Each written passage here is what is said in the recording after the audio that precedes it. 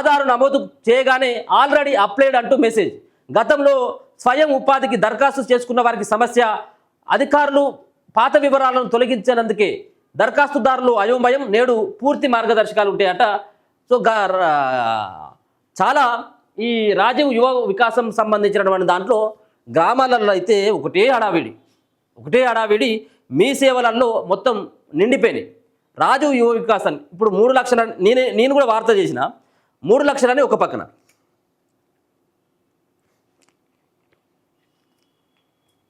3 లక్షల వరకు రుణాలు ఇస్తుంది ప్రభుత్వాన్ని. నాకున్నటువంటి సమాచారం ప్రకారం 4 లక్షలు అని చెప్పినాం, ఇంకోరేమో 2 లక్షలు అని చెప్పింది. అంటే ప్రభుత్వం విషయానికి వచ్చిన తర్వాత నువ్వు ఏ విషయాన్ని తీసుకోండి, ప్రభుత్వం తీసుకున్నటువంటి నిర్ణయాలు అసంపూర్తిగానే కనబడతా ఉన్నాయి. ఎక్కడ సంపూర్ణంగా నిర్ణయాలు తీసుకొని సరైనటువంటి గైడ్లైన్స్ ఇచ్చినటువంటి పరిస్థితి ఎప్పుడైనా కనబడతా ఉందా? నువ్వు ముందు నుంచి ప్రభుత్వం ఏర్పడ్డప్పటి నుంచి ఇప్పటి వరకు ప్రభుత్వం ఏర్పడగానే ప్రజాపాలన దరఖాస్తులు తీసుకుంటామని చెప్పేసి గ్రామ పంచాయతీల్లో దరఖాస్తులు తీసుకున్నారు. ఆ దరఖాస్తులేమో పాన్ షాపులకి, టిఫిన్ సెంటర్లకు పోయినాయి. దరఖాస్తులు తీసుకొని పాన్ షాపులకి, టిఫిన్ సెంటర్లు పంపిళ్ళు. దాని తర్వాత రేషన్ కార్డుల కోసం మరో దరఖాస్తు, మళ్ళీ ఇది అయిపోయింది. దాని తర్వాత కులగణనకు సంబంధించినటువంటి దాంట్లో మళ్ళీ దరఖాస్తులు పెట్టుకొని రేషన్ కార్డు లేకపోతానే అది అసంపూర్తిగా అయిపోయింది. దాని తర్వాత రైతు బంధు తీసుకొని వచ్చిండ్రు, రైతు భరోసా కోసం మళ్ళొక ఫాము, రైతు రుణమాఫీ సంబంధించినటువంటి దాంట్లో మీరు ఎవరైతే కాలేదో మళ్ళీ దరఖాస్తు పెట్టుకోలేదు మళ్ళీ పక్కన. అంటే మీ నిర్ణయాలన్నీ కూడా అసంపూర్తిగా నిర్ణయాలు, మరి అనాలోచితమైనటువంటి నిర్ణయాలు తీసుకొని అంత ఆగమాగం, గందరగోళం, జగన్నాథం చేస్తా ఉన్నారు. ఇప్పుడు కూడా రాజీవ్ యువ వికాసంలో మొన్న ఎప్పుడో దానిపైన 18వ తారీఖేమో దానిపైన ఏదో ముఖ్యమంత్రి రేవంత్ రెడ్డి గారు, అలాగే ఉప ముఖ్యమంత్రి బట్టి గారు, కొంతమంది మంత్రుల సమక్షంలో ఆ సంబంధించిన పథకాన్ని మేము ప్రారంభిస్తామని చెప్పేసి అన్నారు. ప్రారంభించిన రోజే మీకు సంబంధించినటువంటి గైడ్లైన్స్ ఏంటి, ఎవరు అర్హత, సైట్ ఏంటి, దాని కథ ఏంటి, దాని వ్యవహారం ఏంటి, ఎవరు అప్లై చేసుకోవాలి, రేషన్ కార్డు లేని వాళ్ళ సంగతి ఏంటి, ఎంతవరకు ఇస్తారు, ఎప్పుడు ఇస్తారు, ఎవరికి ఇస్తారు, ఇవి ఏమైనా ఉన్నాయా? ఇవి ఇవాళ పూర్తి స్థాయిలో మార్గదర్శకాలు విడుదల చేస్తారట. ఆడికి పోతేనేమో రేషన్ కార్డు కోసం, రేషన్ కార్డు ఉంటేనే దరఖాస్తు పెట్టుకోవాలన్నటువంటి నిబంధన తీసేయాలి ముందుగా. ఎందుకంటే రేషన్ కార్డు కోసం దరఖాస్తు చేసుకోవాలని చెప్పేసి అనగానే కొత్తగా పెళ్ళైనటువంటి భార్య భర్తలు ఏం చేసిండు, అక్కడ వాళ్ళది డిలీట్ అయిపోయింది, ఇక్కడ వీళ్ళది డిలీట్ అయిపోయింది. వీళ్ళు ఇద్దరు డిలీట్ కావడం ద్వారా ఒక పక్కన ఎక్కడ కూడా ఆమె అప్లై చేసుకోలేదు, ఈయన అప్లై చేసుకోలేడు. ఎందుకు? కొత్త రేషన్ కార్డు కావాలంటే పాత రేషన్ కార్డులో పేరు కొట్టేసుకోవాలి. అట్లా కొట్టేపించుకోవడం వల్ల ఇప్పుడు ఆగమైపోయారు ఇద్దరు కూడా డిగ్రీలో, పీజీలో చదివి ఉన్నటువంటి వాళ్ళే ఉంటారు ఇప్పుడు ఈ రోజులలో. మరి వాళ్ళ పరిస్థితి ఏంది? దీనిపైన మార్గదర్శకాలు మళ్ళీ విడుదల చేస్తారట. అంతేకాకుండా గతంలో 2018 ఆ టైంలో మీ బీసీ రుణాల కోసం అప్లై చేసుకోరి, ఇగో ఎస్సీ రుణాల కోసం అప్లై చేసుకోరని ఉత్తగా సైట్ ఓపెన్ చేసి పెట్టిండు ఆ దుర్మార్గుడు గతంలో ఉన్నటువంటి ముఖ్యమంత్రి. ఏం చేసిన, చాలామంది దరఖాస్తులు చేసుకున్నారు, అలా ఆధార్ కార్డు ఈ సంబంధించిన క్యాస్ట్ ఇన్కమ్ ఇవన్నీ అప్లోడ్ చేసి పెట్టిళ్ళు. ఇప్పుడు వాళ్ళకి పోయి ఏదైతే ఇప్పుడు రాజీవ్ యువ వికాసం సంబంధించిన సైట్ ఓపెన్ చేసి అలా ఆధార్ కొట్టగానే మీరు ఆల్రెడీ అప్లై చేసి ఉన్నారు మీరు గతంలోనే అని చెప్పేసి పాత వివరాలను చూపెడతాంది. అంటే మరి పాతగా దరఖాస్తు చేసుకున్న వాళ్ళు మరి పాతగా దరఖాస్తు చేసుకున్న వాళ్ళకి వచ్చిన పైసలు అంటే అవి కూడా రాలేదు. ఇప్పుడు అటు నష్టపోయిన ఇటు నష్టపోయిన. రాష్ట్రంలో ఎస్సీ, ఎస్టీ, బీసీ మైనార్టీల్లో నిరుద్యోగ యువతకు ఉపాధి కల్పించేందుకు కాంగ్రెస్ ప్రభుత్వం కొత్తగా తీసుకొచ్చిన రాజీవ్ యువ వికాసం పథకానికి ఆదిలోనే సమస్యలు ఎదురవుతున్నాయి. ఈ పథకం కింద లబ్ధి కోసం పలువురు చేసుకుంటున్న దరఖాస్తులు తిరస్కరణకు గురవుతున్నాయి. గతంలో 2017, 2018లో ఎస్సీ, ఎస్టీ, బీసీ మైనార్టీ కార్పొరేషన్ల ద్వారా స్వయం ఉపాధి కోసం దరఖాస్తు చేసుకుని లబ్ధి పొందని వారికి ఈ సమస్య ఎదురవుతున్నది.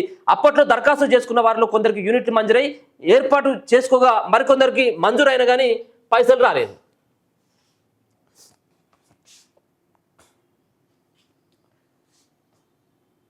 ఇక మరికొందరికి మంజూరే కాలేదు. వీరు ప్రస్తుతం రాజీవ్ యువ వికాసం కింద దరఖాస్తు చేసుకోవడానికి ఆన్లైన్ సెంటర్కి వెళ్ళి ఆధార్ నెంబర్ను నమోదు చేయగానే దరఖాస్తులు రిజెక్ట్ అవుతున్నాయి. ఆల్రెడీ అప్లైడ్ అని చూపెడుతుంది.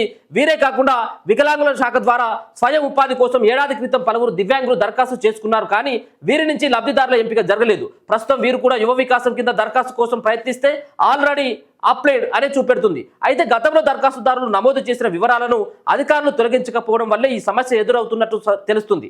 కానీ ఈ పరిణామంతో నిరుద్యోగ యువత ఆందోళన చెందుతున్నారు. కొత్త దరఖాస్తులను స్వీకరించని పక్షంలో తాము గతంలో చేసిన దరఖాస్తులైనా పరిగణలోకి తీసుకోవాలని ప్రభుత్వం దీనిపై స్పష్టత ఇవ్వాలని కోరుతున్నారు. ఏప్రిల్ 5 వరకు దరఖాస్తుల స్వీకరణ.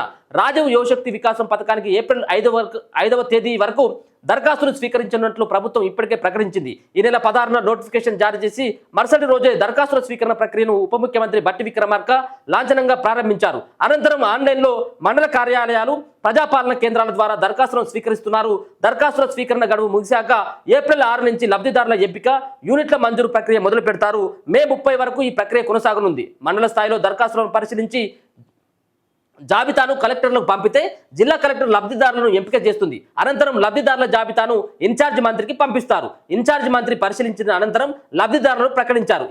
ఈ ప్రక్రియ పూర్తయ్యాక లబ్ధిదారులకు మంజూరు పత్రాలను తెలంగాణ రాష్ట్ర ఆవిర్భావం దినోత్సవం సందర్భంగా జూన్ 2న ప్రారంభించి 9వ తేదీ వరకు అందజేస్తారు.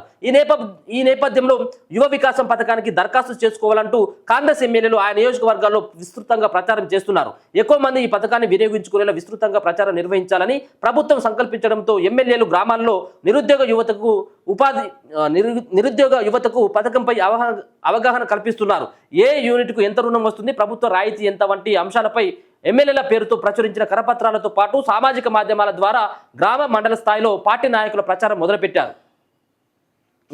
ఒక్కో యూనిట్కు ఒక్కో రకంగా యువ వికాసం పథకంలో వివిధ రకాల స్వయం ఉపాధి యూనిట్లు ఉన్నాయి. వీటిలో 50,000 యూనిట్కు దరఖాస్తు చేసుకున్న వారికి ప్రభుత్వం 100% రాయితీ ప్రకటించింది. వీరు తిరిగి ఒక్క పైసా కూడా చెల్లించాల్సిన అవసరం లేదు. ఇక 50,000కు పైగా విలువ చేసే యూనిట్లకు 60 నుంచి 80% వరకు రాయితీ ఉంటుందని ప్రభుత్వం ప్రకటించింది. అయితే ఇంకా స్పష్టమైన మార్గదర్శకాలు రాకపోవడంతో రాయితీ ఎంత, గరిష్టంగా ఎంత మొత్తం ఇస్తారు, వీటిలో లబ్ధిదారుల వాటా ఎంత అన్న దానిపై స్పష్టత ఇంకా లేదు. అయితే ఇప్పటికే ప్రకటించిన వివరాల్లో కొన్ని మార్పులు ఉండే అవకాశం మాత్రం ఉందని ఎస్సీ కార్పొరేషన్లో పనిచేస్తున్న అధికారి ఒకరు తెలిపారు. పథకంపై సోమవారం పూర్తి మార్గదర్శకాలు ప్రకటించే అవకాశం ఉన్నట్లు ఆయన పేర్కొన్నారు. కాగా ఎస్సీ, ఎస్టీ, బీసీ, మైనార్టీ కార్పొరేషన్లు చాలా కాలం నుంచి నిరుద్యోగ యువతకు స్వయం ఉపాధి అందించే ప్రక్రియను నిలిపివేశాయి. దీంతో ప్రస్తుతం రాజీవ్ యువశక్తి వికాసం పథకానికి దరఖాస్తు చేసుకోవడానికి ఎక్కువ మంది ఆసక్తి చూపుతున్నారు. ఈ బడ్జెట్లో ప్రభుత్వం ఈ పథకానికి 6,000 కోట్లు కేటాయించింది. ఈ నిధులతో ఈ ఏడాది దాదాపు 5 లక్షల మందిని ఎంపిక చేసి వారికి స్వయం ఉపాధి కల్పించాలని చెప్పేసి లక్ష్యంగా పెట్టుకున్నది. 50,000 తీసుకున్నట్టయితే 100% మీకు ప్రభుత్వమే భరిస్తుంది. మీరు ఎక్కడ కూడా మీ వాట కట్టాల్సినటువంటి అవసరం లేదు. ఒకవేళ కనుక 2 లక్షల వరకు తీసుకున్నట్టయితే 80% ఇస్తుంది. దాంట్లో 20% మీరు కట్టుకోవాలి. ఒకవేళ 4 లక్షలు కనుక తీసుకున్నట్టయితే దాంట్లో 40% మీరు కట్టుకుంటే 60% ప్రభుత్వం భరిస్తుందని చెప్పేసి ప్రచారం మాత్రమే అవుతుంది. కానీ పూర్తిగా గైడ్లైన్స్ విడుదల చేయలేదు. మరి అవి ఈరోజు విడుదల చేస్తారట. మరి 5వ తారీఖు వరకే టైం ఇచ్చిళ్ళు. మరి 5వ తారీఖు వరకు టైం ఇచ్చిళ్ళు కాబట్టి ఇంకొక కేవలం 10 రోజుల టైం కూడా లేదు. మరి ఈ 10 రోజుల టైం తర్వాత మరి జూన్ 2వ తారీఖున వాళ్ళు ఎవరైతే ఎంపికైనటువంటి వాళ్ళకి పత్రాలు ఇస్తారట, పైసలు ఇస్తారట. 9 వరకు అది సంబంధించినటువంటి వాళ్ళు ఎవరనేది ఇక్కడ ఇదంతా కూడా మనకు తెలిసి ఏంటిదంటే ఏదో నిజంగా కూడా అధికారుల యొక్క పాత్ర ఉంటే గ్రామాలలో గ్రామ సభలు పెట్టి ఏదో నడిపిస్తారు. అదే ఎవరు అర్హులు ఎవరు కాదనేది. ఇప్పుడు గ్రామ సభలకి ఇట్లా ఏమి లేవు. మీకు ఒకవేళ కనుక ఎమ్మెల్యే గతంలో ఏది దళిత బంధు అనేటువంటి స్కీముని పెడితే అప్పుడు Thatikonda Rajaiah MLA, station Ghanpur MLA Thatikonda Rajaiah ఉంటే బామ్మార్దికి ఒకటి ఇచ్చిండు, వాళ్ళ ఇంట్లోకే ఇంకో 4 ఇచ్చిండు. ఏది ఈ పథకాన్ని, రైతు బంధు పథకాన్ని. ఇక మందెందుకు బతకాలి, మా ఇంట్లో బతకాలి కదా అని. అంటే సేమ్ ఇప్పుడు ఉన్నటువంటి ఈ రాజీవ్ యువ వికాసం అన్నటువంటి పథకం సైతం కూడా మొత్తం ఈ విధంగానే ఎమ్మెల్యేలకు బాధ్యత అప్పగించాడు, ఆడ మంత్రులకు బాధ్యత అప్పగించాడు. అంటే ఎమ్మెల్యేలకు మంత్రులకు బాధ్యత అప్పగించినంటే ఇక నువ్వు వేరే పార్టీ, బీజేపీ పార్టీ అయినవో లేకపోతుంటే ఇంకా బీఆర్ఎస్ పార్టీ కార్యకర్తవు, నువ్వు నిజంగా కూడా సరే ఎవరికైనా కానీ ఏదో పార్టీకి ఓటేయాలి, ఏదో పార్టీ మీద అభిమానం ఉంటుంది గ్రామాలలో. నువ్వు దాన్ని చూసి నువ్వు ఇస్తానంటే అది సరైనటువంటిది కాదు. ముఖ్యమంత్రి రేవంత్ రెడ్డి గారే స్వయంగా చెప్పిళ్ళు స్టేజ్ పైనే ఏమని, ఈయన కాంగ్రెస్ పార్టీ కార్యకర్త అయినా కానీ ఆయన అర్హతను బట్టి ఈ లోన్ అన్నాడు.